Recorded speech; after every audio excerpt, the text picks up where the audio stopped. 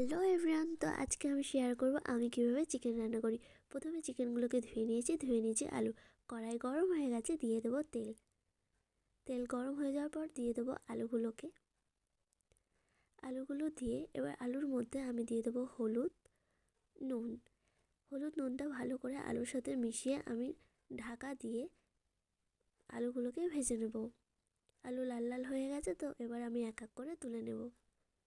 এরপরে কিছুটা আরও তেল অ্যাড করে আমি দিয়ে দেবো ফোড়ন। তো তোমরা দেখতেই পেলে আমি ফোড়নে কী কী দিয়েছি।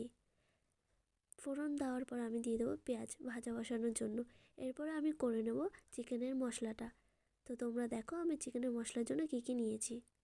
মিক্সারের সাহায্যে আমি মশলাটা করে নেব। পেঁয়াজের ওপর এবার আমি মশলাটা দিয়ে ভালো করে কষিয়ে নেব। মশলা কষানো হয়ে গেলে দিয়ে দেবো হলুদ, নুন, কিছু পরিমাণে লঙ্কা গুঁড়ো। এই মশলাগুলোকে দিয়ে আমি ভালো করে কষিয়ে নেব। কষানো হয়ে গেলে এবার চিকেনগুলোকে আমি ওর মধ্যে দিয়ে দেব। চিকেনগুলোকে মশলার সাথে এবার ভালো করে মিশিয়ে নিতে হবে। চিকেন সিদ্ধ হওয়ার জন্য আমাকে এবার ভালো করে থালা দিয়ে ঢেকে ঢেকে এরকমভাবে কয়েকবার কষাতে হবে, চিকেনটা যাতে ভালো করে কষানো হয়। তাই জন্য আমি এখানে ভালো করে ঢেকে ঢেকে কষিয়ে নিয়েছি।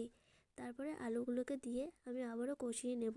কষানো আমার হয়ে গেছে, দিয়ে দেবো গরম জল দিয়ে কিছুক্ষণ ফুটিয়ে তারপর আমি দিয়ে দেবো গরম মশলা দিয়ে আমি কিছুক্ষণ ফুটিয়ে নামিয়ে নেব। তৈরি হয়ে গেছে চিকেন। রোববারের দুপুরে চিকেনের সাথে আর হয়েছিল গলদা চিংড়ি। ভিডিওটি ভালো লাগলে লাইক করে কমেন্ট করতে ভুলো না।